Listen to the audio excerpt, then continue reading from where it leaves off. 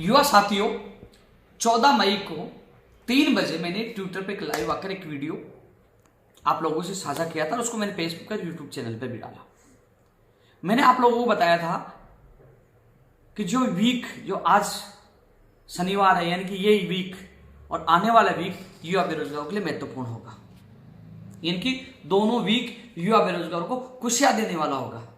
तो साथियों, इस वीक में भर्ती परीक्षाओं का कैलेंडर जारी हुआ, सीईटी सीनियर सेकेंडरी का परिणाम जारी हुआ, वीडियो का प्रोविजनल परिणाम जारी हुआ।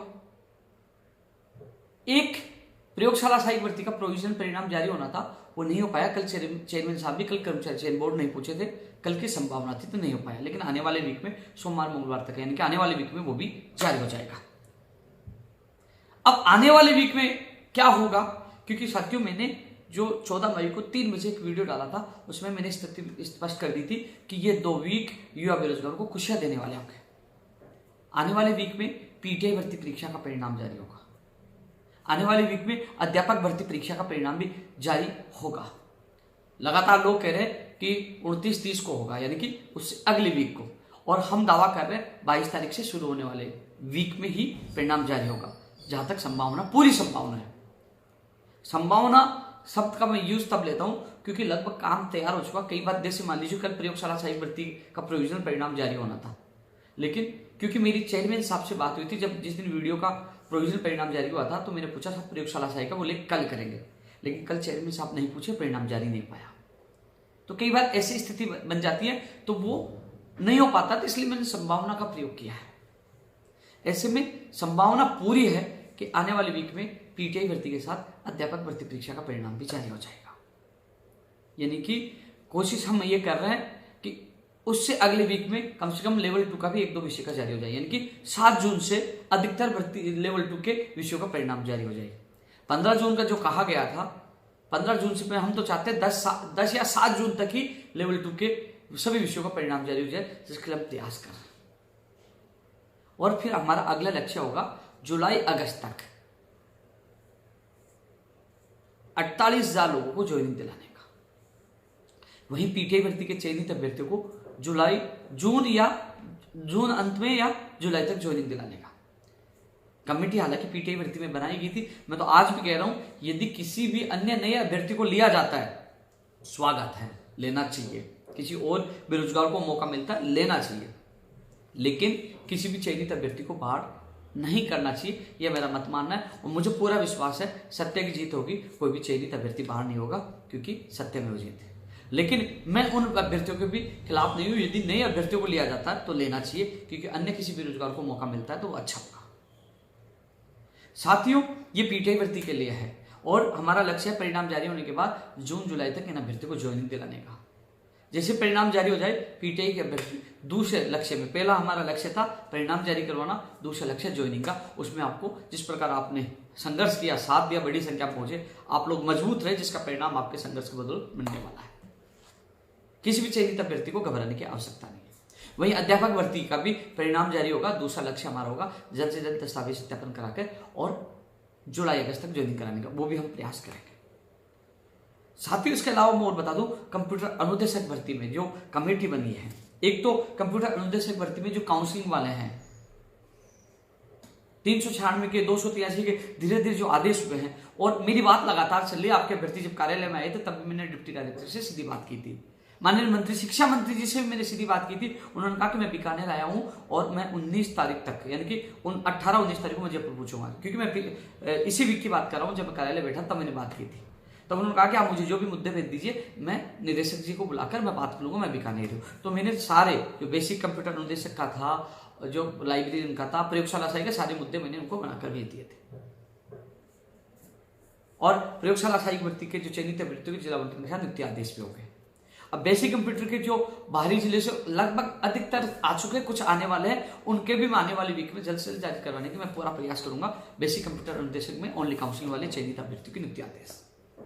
इसके अलावा जो कमेटी बनी है, देखो साथियों, कमेटी जो 2 तरह की कमेटी, एक कमेटी तो इनकी बोर्ड लेवल की होती है जो एक्सरसाइज करती है, एक एक्सपर्ट कमेटी जो बाहर से बुलाए जाते हैं। बोर्ड लेवल की उन्होंने एक्सरसाइज कर ली, अब एक्सपर्ट कमेटी को बुलाया जाएगा। लेकिन अभी ये फिलहाल अध्यापक भर्ती परीक्षा के परिणाम में, पीटीआई भर्ती परीक्षा के परिणाम और सीईटी के बाद आने वाली विज्ञप्तियों में बोर्ड बिजी है।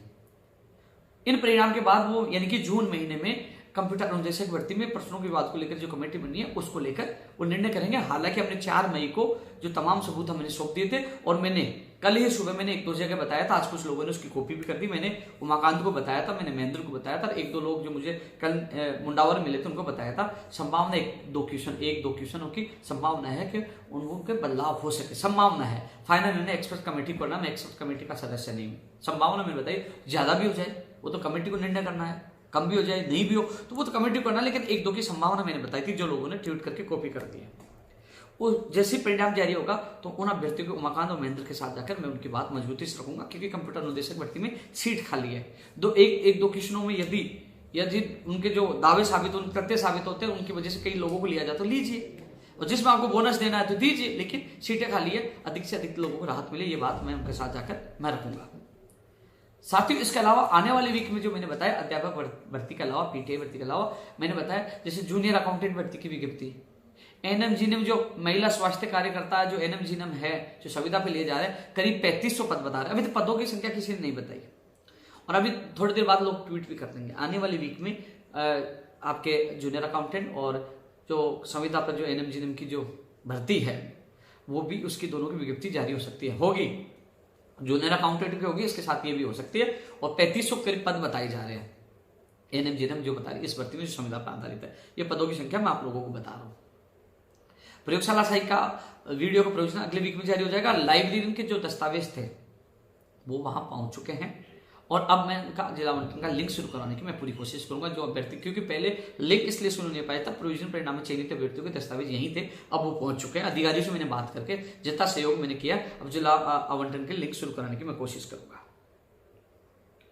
इसके बाद साथियों, जैसे जूनियर अकाउंटेंट के बाद जैसे कृषि प्रेक्षक है, संगणक है, इनकी विज्ञप्ति हम जल्द से जल्द जारी करवाने की हम कोशिश करेंगे।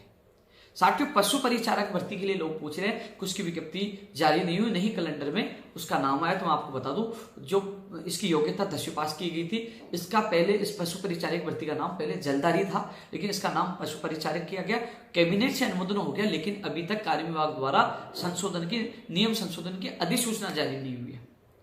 वो नियम राज्यपाल से अनुमोदन होने के बाद कार्य विभाग द्वारा नियम संशोधन की अधिसूचना जारी होगी। अधिसूचना जारी होने के बाद नए नियमों के अनुसार विज्ञप्ति जारी होगी।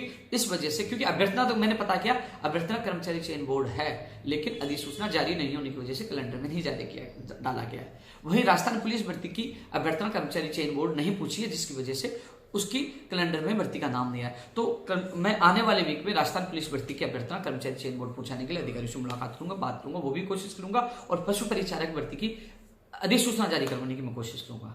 वहीं कॉलेज की लाइब्रेरियन और पीटीआई भर्ती की अधिसूचना जारी करवाने की कोशिश करूंगा।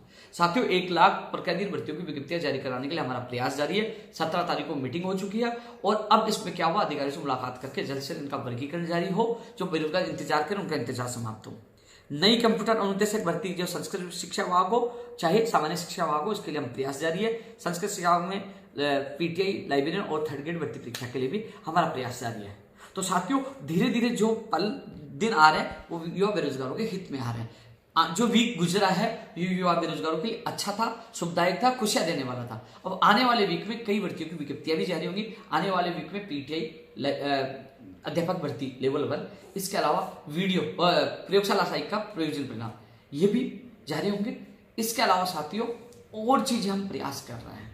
तो साथियों, ये वीडियो आप सबके लिए इसलिए था कि लगातार हम प्रयास करें, क्योंकि साथियों धरातल पर उतरकर संघर्ष भी हम करते हैं। अगला लक्ष्य 7 जून को हम 2 तरीके से बीजेपी के नेताओं के सामने केंद्र सरकार की भर्तियों की मांग रखेंगे, राज्य सरकार के सामने राज्य सरकार की भर्तियों की मांग रखेंगे, यानी कि ऐतिहासिक युवा बेरोजगार सम्मेलन होगा, इसमें युवाओं की आवाज बुलंद की जाएगी। मेरा एक ही लक्ष्य है, क्योंकि मैं स्थिति स्पष्ट कर चुका हूं, 13 जनवरी 2024 को भागीरथ संस्था के माध्यम से मैं इस राजस्थान बेरोजगार महासंघ से अलग होकर मैं अलग संस्था में गरीब बच्चों के लिए, अनाथ बच्चों के लिए मैं काम करना चाहता हूं। ये मेरा बहुत पहले का सपना है। लेकिन उससे पहले, क्योंकि आपको पता है अक्टूबर तक ही कार्य होना है और फिर नवंबर में एंड में या दिसंबर में चुनाव है, तो अक्टूबर तक का मेरा लक्ष्य है 1 लाख प्रक्रियाधीन भर्तियों को आचार संहिता से पहले ज्वाइनिंग करवाना, इसमें 48,000 को जुलाई अगस्त तक और पीटीआई को जून जुलाई तक, और अन्य जो भर्तियां 1 लाख के करीब जो हैं लगभग, उनको आचार संहिता से पहले पूरी करवाने का मेरा लक्ष्य है। इसके अलावा 1 लाख भर्तियों का विभाग वाइज वर्गीकरण करवाई जाए। शिक्षा विभाग में कौन से पदों पर कौन सी भर्ती है कि चिकित्सा, पंचायत राज, तमाम विभागों में वो वर्गीकरण करके जारी करें, उनकी विज्ञप्तियां जारी करवाएं। क्योंकि आप और हम सबको पता है वर्गीकरण जारी होने के बाद जो भर्तियों की विज्ञप्तियां जारी होगी, मुझे नहीं लगता उनकी भर्तियों की परीक्षाएं हो पाएंगी, लेकिन हमने उनकी विज्ञप्तियां जारी करवा दी, उनका कैलेंडर जारी करवा दिया, हमारे लिए एक बड़ी जीत होगी। फिर चुनाव में परिणाम जो भी हो, लेकिन यदि विज्ञप्ति जारी हो जाएगी तो वो उन भर्तियों को सरकार को पूरा करना होगा।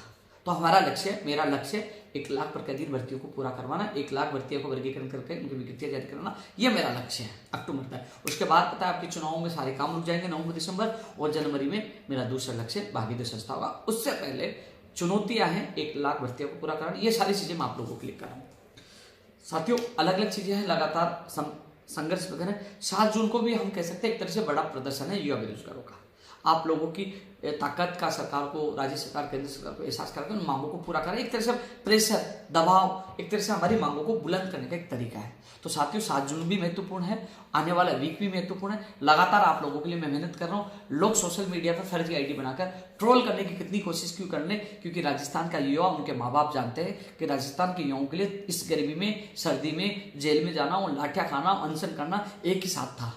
हालांकि अब चुनाव आगे हर युवा बेरोजगारों को हितैषी बनने की कोशिश करेंगे, लेकिन सरकार, चाहे बीजेपी सरकार हो चाहे कांग्रेस सरकार हो, पिछले 11.25 साल से लगातार युवाओं के लिए सड़कों पर संघर्ष किया, लाठियां खाई, अनशन किया, लेकिन पीछे नहीं हटा, हमेशा युवाओं के साथ रहा।